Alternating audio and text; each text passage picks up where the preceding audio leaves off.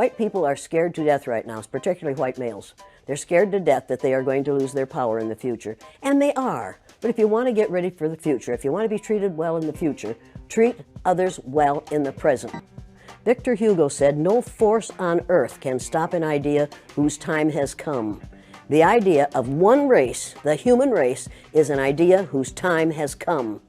We are not going to be able to stop it no matter what they do. They can elect Trump after Trump after Trump, and that will not stop the idea that there's only one race on the face of the earth. It's the human race, and we are all members of it. You and I are cousins. Now, if you don't like being my cousin, that's too bad for you. But we are all in the same family. We are members of the family of man.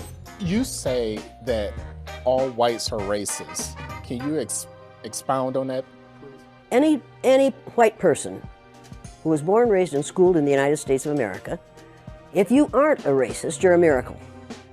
Either that or you decided to educate yourself. Because education in this country is about white is right, brown's all right, black's got to stand back. Yellow's mellow, but whites, we educate in a way that says that white males have done all the adventures, have made all the adventures, have done all the discovering, have made everything that is good and has been accomplished according to social studies, which is actually anti-social studies, by white males. It's a lie. But we do that in order to maintain the myth of white superiority. The myth of race has to be maintained at all costs in this country. Because if white people have to give up the color of their skin as being something that makes them perfect, what do they have left?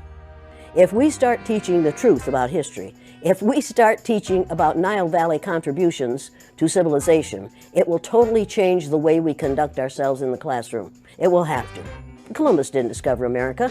You can't discover a place where people are already living. But we celebrate that every October.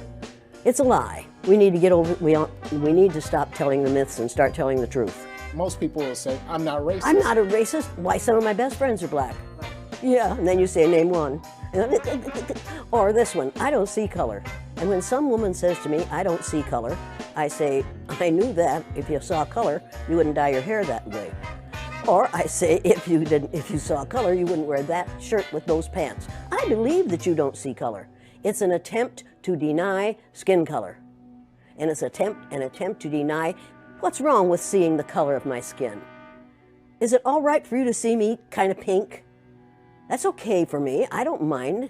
And I suspect that you don't mind being seen the color you are. You have a right to be what you are.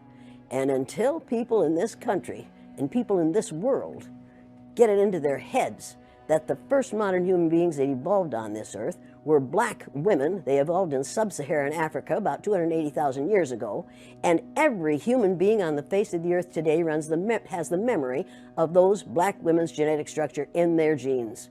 Now, we don't want to admit that, but that's the way it is. And as people moved farther and farther from the equator, their bodies produced less and less melanin, so their hair, their skin, and their eyes got lighter. As they moved into the east, they ate a lot of fish and a lot of vegetables, so their skin took on a different tone. I found that out when I was raising little kids. My husband worked in a supermarket. He was the head of the produce department, and they had lots of oranges that they couldn't sell, so he'd bring them home, and I was feeding my kids orange juice like you never saw in your life. They began to have an orange cast to their skin. I thought they had a liver problem. So I took him to the doctor, and she said, "What are you feeding these kids?" I said, "Well, lots of orange juice." She said, "Stop it if you want them to stop being orange." Now, if you think that skin color isn't anything other than the body's natural reaction to the natural environment, get over it. If all white people are racist, according to you, can they be reprogrammed? Well, of course they can. Of course they can. Of How? course they can be. It's called education. I'm an educator. The word educator comes from the root duc dus, which means lead, the prefix e, which means out, the suffix ate, which means the act of, and the suffix or, which means one who does. An educator is one who is engaged in the act of leading people out of ignorance. Now, I know you can change them. The second year I did the blue-eyed, brown-eyed exercise in my classroom, it was filmed by the Canadian Broadcasting Corporation. They gave me a copy of that film. I showed it to my father. My father was about 59 years old at the time. He's been a farmer all his life. He raised six kids, lost one, raised six.